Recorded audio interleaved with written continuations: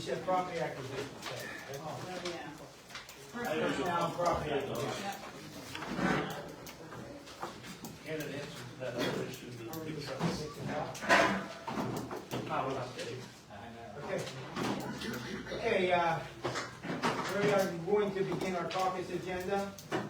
Before we do, we just went into executive session for a matter of personnel and also potential property acquisition.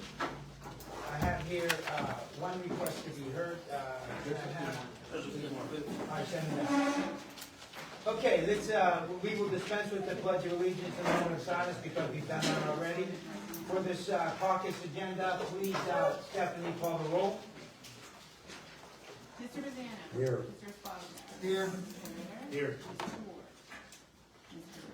Rogers. Here. Mr. Bethard. Here. Mayor Lipscott. Here.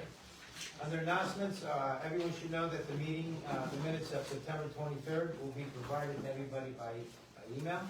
We have no presentations. Under public comments, I believe we have 1, 2, 3 here. There's one There's more. actually one more from Mr. Mansour, but it doesn't say what he wants to speak about and who's interested, so. Yeah, okay.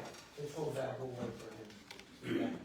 Yeah. Please relate your comments to what is on the agenda and keep it to 5 minutes. So, let's move on. The first one to be heard will be Bill Messner. Thank you. Bill Messner, 407 East Northfield Avenue, Newcastle, Pennsylvania, 16105. Table the minutes or? Okay. All right. So, we hold these truths to be self-evident, that all men are created equal, that they are endowed by their Creator with certain unalienable rights. Among these are life, liberty, and the pursuit of happiness. To secure these rights, governments are instituted among men, deriving their just powers from the consent of the governed. That whenever any form of government becomes destructive of these ends, it is the right of the people to alter or to abolish it and to institute a new government. So I'm going to give you materials that I'll talk about. Hopefully there's no one that needs to share. I believe you just quoted the Declaration of Independence, right? That's correct. So each number. All right, so thank you for hearing me today. Act 950 is unconstitutional. That is the municipal solid waste code. And reasons for that. And so I ask you to sever the entire act, thus any poisoned fruit, which means contracting and any actions in that act are also unconstitutional. Under section 950.15, if I was to take my garbage from my house to outside the city, I would be under threat of fines and incarceration. Violations and penalties, ordinance 950.24. Every time I do this, $1,000, and I pay the cost of prosecution. Severability. Should any section, paragraph, sentence, clause, or phrase of this article be declared unconstitutional or invalid for any reason, the remainder of this article shall not be effective. There's also a repealer that I don't have listed, but it's part of the ordinance. So, the last meeting I was here, I asked Mr. Elisco to table any type of contracting, which is unconstitutional because of the act itself. It also threatens incarceration. I have a snapshot of a picture from Aiken, it's front and back, that you have a third-party private entity threatening fines, incarceration, and penalties. That's what police states do. It's unacceptable. So, I asked this council to delay any type of decision, but today you're going to be talking about a resolution to do it. I purposely indicated that because unconstitutional tyrants rush to foist unconstitutional laws on the citizens. So we will sever the entire 950 Act. Citizens will no longer be under tyranny, threat of fines and incarceration, and payment of all litigation costs, and it's also in your code. I have a letter here. The code enforcement, of course, Mr. Troppi made it a point to come to my house, is threatening incarceration because I have chipped paint on my house. This is what I forecast. One of you will come to my porch and try to incarcerate me, or you'll send the police state. It's unacceptable. Also, you're breaching your fiduciary duties as a council by not submitting audited financials to the bond authorities. You're breaking bond covenants. You want to know why no one will lend you money? I wouldn't lend money to you. I have all that evidence here. It's just happened recently. Why is the city not filing audited financials? What are you hiding? Why? The city right now, your bonds are trading at double B jump. That means when you go to the capital markets, you're going to pay 8-10%. I wonder if Stephen Nicholas has come back with a bid. Or the bank. We'll see what they charge as the cost of capital. Thank you, Mr. Time's up. Okay, thank you, Mr. Alisco. Moving on, Randy Dufford. Thank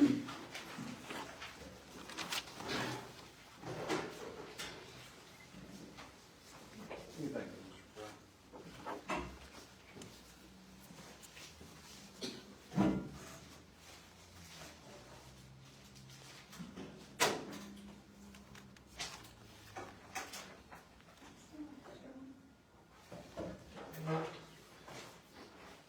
Hi, my name's Randy Dufford. Address is 904 Cadet Street, Newcastle, PA 1601. I've experienced the removal of campaign signs around town, supposedly on city property. And I'd like to know at whose direction this is happening and what ordinance calls for that action. That's all I have, thank you. Okay, we'll answer that. Okay, moving on. Kuhn.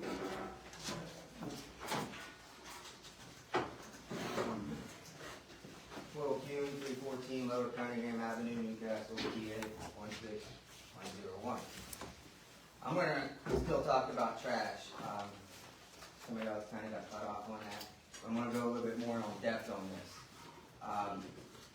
I think we can all agree that one of the three major documents that the United States and actual local authorities use would be considered the U.S. Constitution, the PA Constitution, and not only that, your own city charter, right? We would agree that that's basically the main important part. So I'm here not as just a concerned citizen, but a defender of the law, the Constitution, the rights of every resident of the city. The matter at hand is that Act 950, our mandatory garbage ordinance, goes far beyond collection. It raises that fundamental legal, constitutional, and procedural questions. So diving into the Constitution, the 5th and 14th Amendments guarantee that no person shall be deprived of property without due process, and that all citizens are entitled to equal protection under the law. Act 950 mandates that every resident participate in a single city-controlled garbage program without options, recourse, or alternative. Residents cannot choose a private provider, cannot opt out, or they face penalties if they refuse. This constitutes deprivation of property without due process. So you think about it, residents with minimal waste or private arrangements are forced to pay the same fee as heavy users. Individuals who already contact their own waste services are compelled to pay for duplicated services. There's no appeal, exemption, or hardship process exists. The Pennsylvania Constitution, Article 1, Section 1 guarantees that citizens are inherently free and have the right to acquire, possess, and protect property, and pursue happiness. Act 950 infringes upon these rights by mandating payment for services without choice of denying residents the liberty to control their own property or a service. Low-wage households, seniors, or residents using sustainable practices are charged the same as larger households. Residents lose the freedom to manage their property as they see fit. Now, the city charter, transparency, oversight, and accountability.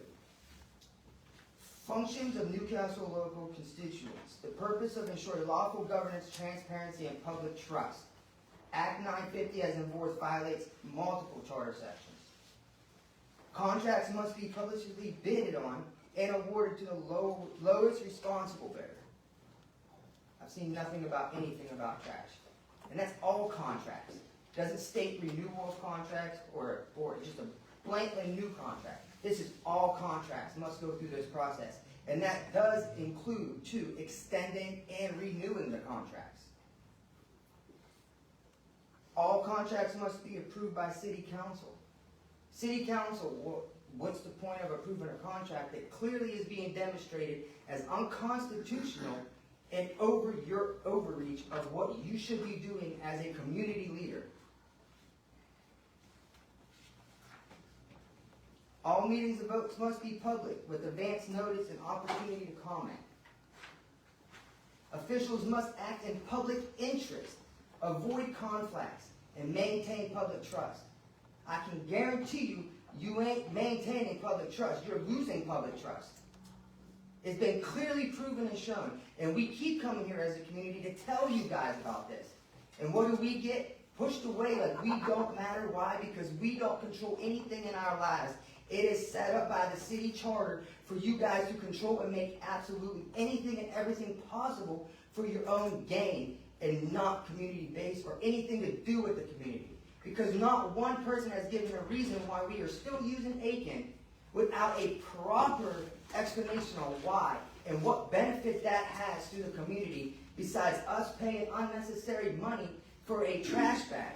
Unnecessary money for if we decide to get a garbage can to keep our streets clean because the trash bags get torn into. There's other providers out there. Not one of nobody is looking for those providers. And that is what every one of you sitting there should be doing.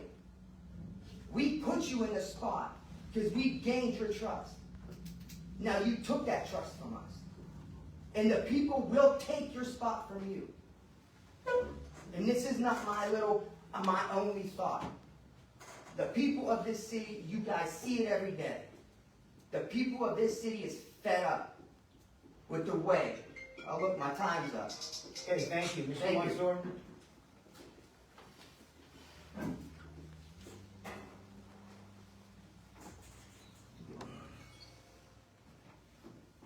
I can bear for that I did on the property for the lot that I needed was next to my house. So this was the reason I bid on it. And the rental property, I need extra parking. Doesn't park on the street, park on a lot. This is the reason I'm coming. Okay, thanks, Mr. Mansour. Also, I talked to the mayor for that,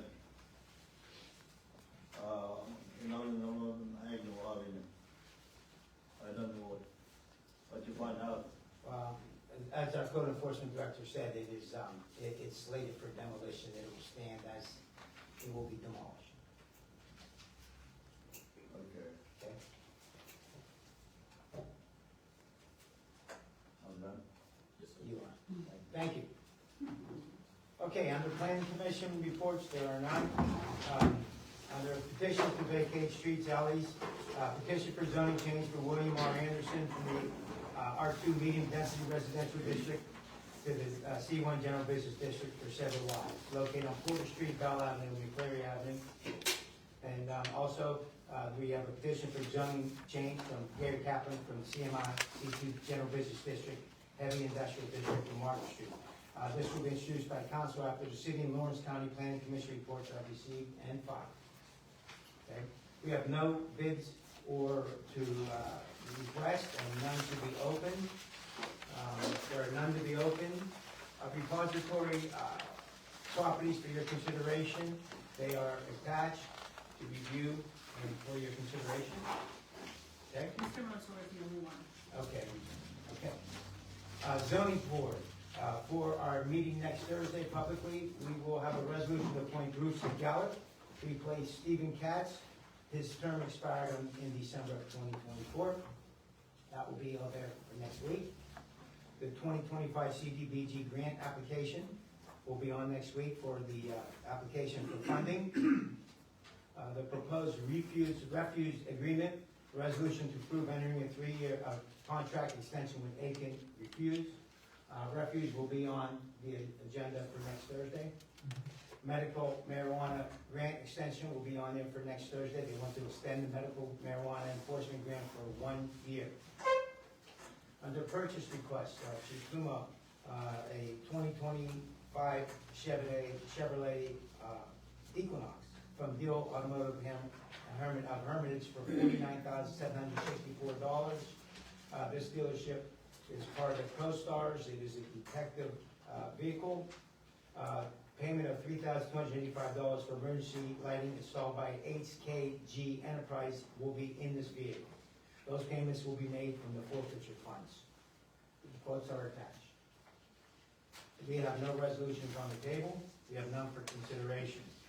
On the table for next week will be the public hearing we just had for the subdivision of Mr. Patrick Mastrangelo. And for discussion, we have back to the 50s contract. Before we get there, under my time to speak now, I just want to say I've heard some absurd things in my years as a councilman and as a mayor. That presentation I heard was probably as absurd as it gets. The 6-year agreement, or the 3-year agreement with Aiken, means that it was 6 years without a price increase. It's the cheapest price in the county. It's ridiculous to think. I don't know, anybody have any utilities that hasn't gone up for 6 years? If so, please let me know, because I don't think there is. Additionally, their argument on constitutionality is false. A municipality refuse contract is generally not unconstitutional, as long as it aligns with state law and not violate the U.S. Constitutional Commerce Clause. Courts have consistently, because we know the Constitution is a living document. Mr. Orozco? No, you can't speak. I heard you, you hear me now. I mean, are you Courts have addressing me? No, I'm addressing the body. Just so you made your speech, now I'm gonna make mine. Courts have consistently recognized solid waste collection as a legitimate public health and safety function. I can tell you this, I'm at Flaherty Field all the time, and I see now, even though it's mandated, I see people dumping garbage, and I see garbage dumping it. Can you imagine without a contract what's gonna happen to this community? Maybe on their watch, not on our watch. No way. So that everybody knows, many state laws, such as those in PA, have explicitly granted local government the power to provide refuse collection by contract. Now, you can't sue if you think it's unfair. For instance, if the bids weren't sealed, if there's hidden fees and overcharge, and if there's even forced participation is an uphill court battle, as courts recognize municipalities' responsibility to public health and finance. Everyone here is sworn to protect the public health and the safety of these citizens of this community. To think that we would have unrestricted garbage to provide and compromise the public health and safety is absurd. It's absurd. So, any other comments to this? Okay. You said it all. back to the 50s, 2020, back to the 50s contract. Obviously, they want a 3-year agreement, so that will be up to your discussion. Okay? Can we put it on the We'll put, yeah, we put on you. And what's the agreement, it's a 3-year contract? Has it stayed the same, or the changed provisions from last year? Well, I think it will be a change. They would like to speak to you. I think they want the whole park, and obviously there's going to be a change each year of pricing. Do we need that on the agenda for next Thursday? Can we hold on that so we can look over the Yeah, our dates are already contract? secured in the city. We need time to talk to them, Yeah, negotiate. that's the fine. I guess I just need to know what the terms that council's agreed to.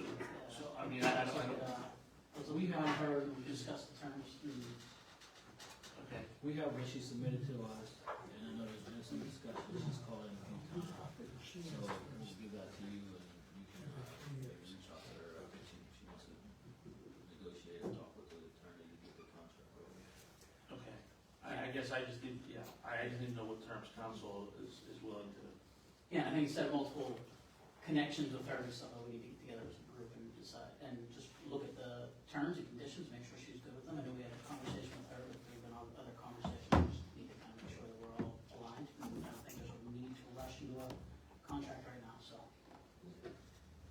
All right, well, if you give me the terms, give me, yeah. We can just and I'll- discuss it. I mean, Yeah, and I can prepare something and Yeah. send it to you guys, and I don't know if you wanna get together, I can talk to you, or if you wanna. Send around the last contract Yeah. that we signed, Yeah. and then do a little bit of feedback, and then we can do next, either next meeting or our next caucus meeting. Maybe we can discuss kind of what everybody's bringing up and make sure that we're moving forward. yeah, and again, I think, don't get the wrong idea. I think everybody here is in agreement that we're very appreciative of the effort that they put in, providing entertainment for our people, and utilizing Class A parks. But yeah, we can go through those things. Okay,